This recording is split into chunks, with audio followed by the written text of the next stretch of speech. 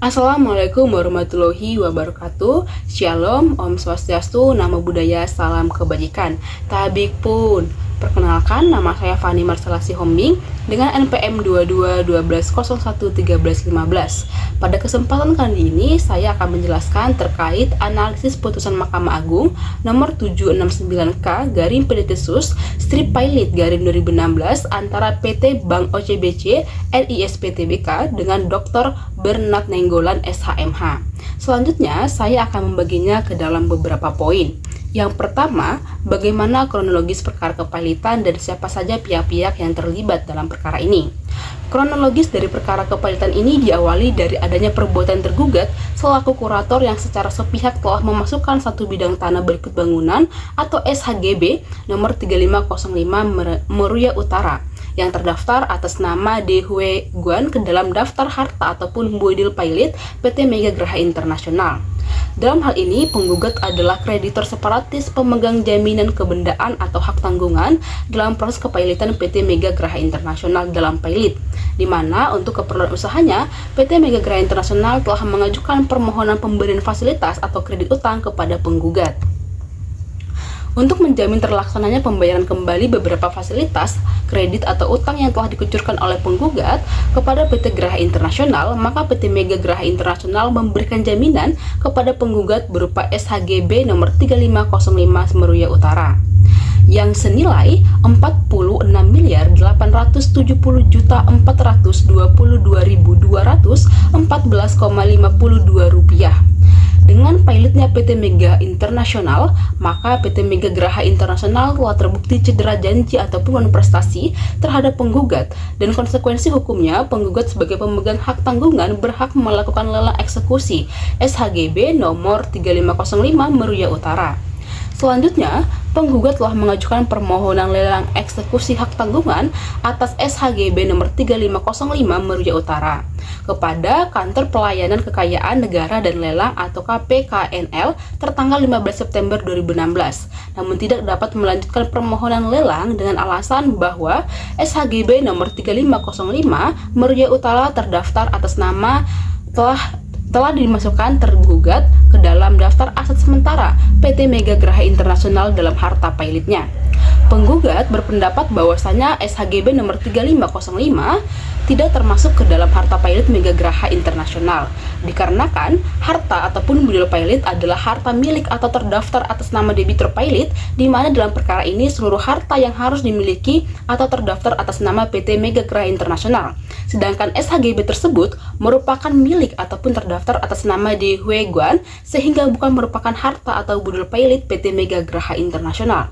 Selanjutnya, alasan tergugat memasukkan sertifikat hak guna bangunan atau SHGB nomor 3505 ke dalam daftar harta buidil pilot karena biaya pembelian aset tersebut berasal dari harta kekayaan PT Mega Graha Internasional.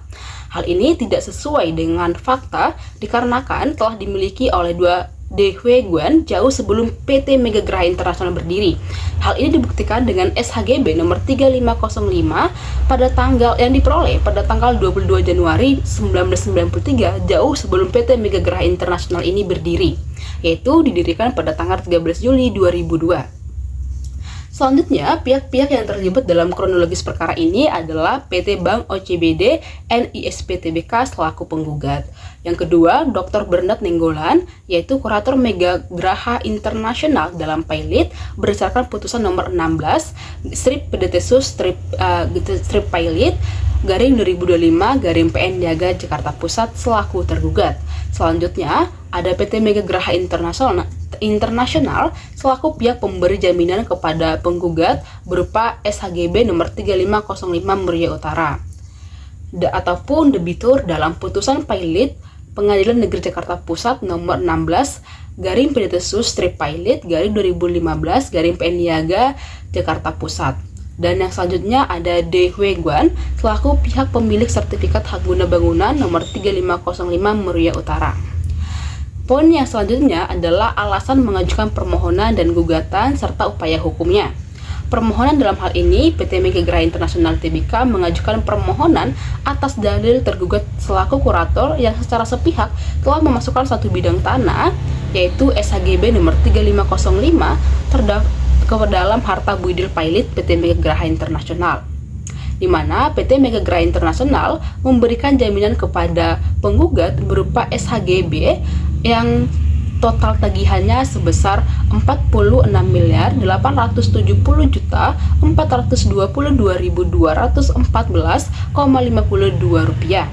Dengan demikian, penggugat merupakan pemegang jaminan kebendaan atau hak tanggungan dalam proses kepailitan PT Mega Graha Internasional dalam pilot.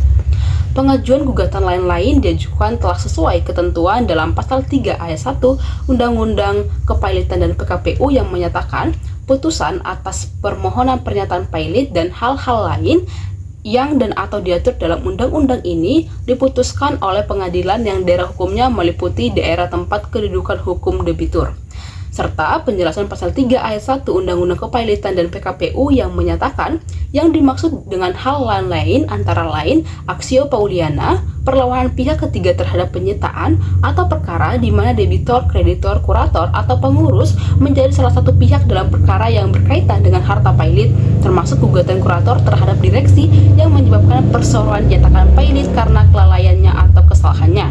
Dalam kasus ini, kurator dari perkara PT Mega Graha Internasional dalam pilot menjadi pihak yang dalam perkara kepailitan ini.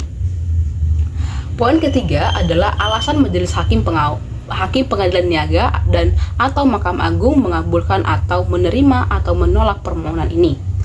Atas keberatan-keberatan tersebut, maka majelis hakim berpendapat menolak permohonan kasasi dari pemohon kasasi PT Bank OCBD NISP Tbk. Hal ini dikarenakan tanah sengketa yaitu SHGB 3505 Meruja Utara merupakan aset dari PT Mega Graha Internasional yang merupakan jaminan pembayaran hutang kepada penggugat, dan sesuai ketentuan sebagai kreditur separatis, penggugat telah diberi kesempatan untuk menjual sendiri selama 2 bulan, namun hal tersebut tidak dilakukan oleh penggugat.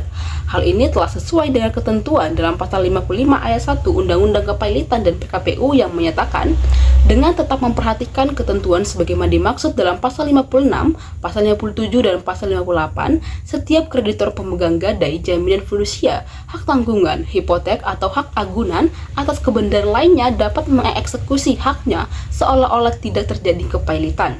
Hal ini juga dipertegas dalam pasal 6 Undang-Undang Hak Tanggungan yang menyatakan apabila debitur cedera janji, pemegang tanggungan pertama mempunyai hak untuk menjual objek hak tanggungan atas kekayaan sendiri melalui pelelangan umum serta mengambil pelunasan piutangnya dari hasil penjualan tersebut. Maka berdasarkan memori kasasi tanggal 24 Maret 2016 dan kontra memori tanggal 5 April 2016 dihubungkan dengan pertimbangan judus fakti. Dalam hal ini, Pengadilan Niaga pada Pengadilan Negeri Jakarta Pusat tidak salah menerapkan hukum. Untuk itu, putusan niaga pada Pengadilan Negeri Jakarta Pusat nomor 02/Sus/GLL garing 2016 PN Niaga Jakarta Pusat tanggal 17 Maret 2016 dalam perkara tidak bertentangan dengan hukum dan atau undang-undang, sehingga permohonan kasasi PT Bank OCBC NSIP tersebut tidak dapat diterima ataupun harus ditolak. Selanjutnya, akibat hukum putusan terhadap debitor, kreditur, dan pihak ketiga. Dalam kasus ini, pihak debitor adalah PT Mega Graha Internasional. Akibat hukum putusan ini terhadap debitor adalah seluruh harta yang dimiliki atau terdaftar atas nama PT Mega Graha Internasional dimasukkan dalam harta atau budil pilot, termasuk objek sengketa dalam putusan ini, dan debitor tidak berwenang untuk mengurus harta pilot. Selanjutnya, pihak ketiga yaitu penggugat, yaitu PT Bank OCBC NISP Tbk. Akibat putusan ini yaitu menerima dan tunduk pada isi putusan di mana permohonannya ditolak dalam artian objek sengketa dalam kasus ini dimasukkan ke dalam harta ataupun budil pilot PT Mega Graha Internasional dalam pilot, dan penggugat wajib membayar biaya perkara. Sedangkan akibat hukum putusan ini kepada kreditor adalah mendapatkan haknya sesuai dengan isi putusan Pengadilan Negeri Jakarta Pusat nomor 16 garing Sus strip pilot garing 2015 PN Niaga Jakarta Pusat. Demikianlah analisis putusan yang dapat saya sampaikan. Apabila ada kesalahan, saya mohon maaf. Sekian dan terima kasih.